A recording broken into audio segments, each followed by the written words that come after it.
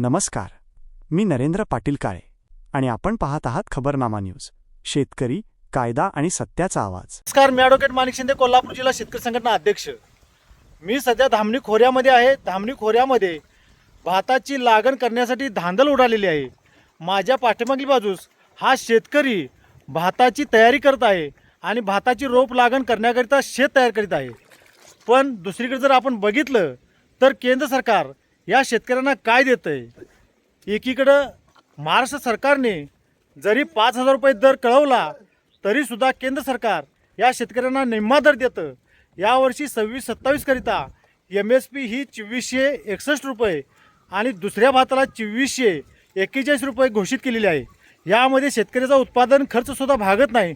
त्यामुळे शेतकरी भात पिकापासून दूर होत आहेत. जर देशातील भात पिकाचं उत्पादन वाढवायचं असेल तर या शेतकऱ्यांना किमान 5,000 रुपये हा दर देणं गरजेचं आहे. पण सरकार ते देत नाही.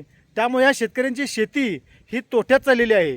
त्यामुळे माझी सरकारला विनंती आहे की अशा काबाड कष्ट करणाऱ्या शेतकऱ्यांना किमान 2451 रुपये दर देण्यापेक्षा आपण तो 5,000 रुपये दर देणं गरजेचं आहे आणि तरच ह्या शेतकऱ्यांचं जीवन उंचावणार आहे. अन्यथा हे शेतकरी सगळे असेच आपल्या गरिबीत राहिल्याशिवाय राहणार नाहीत.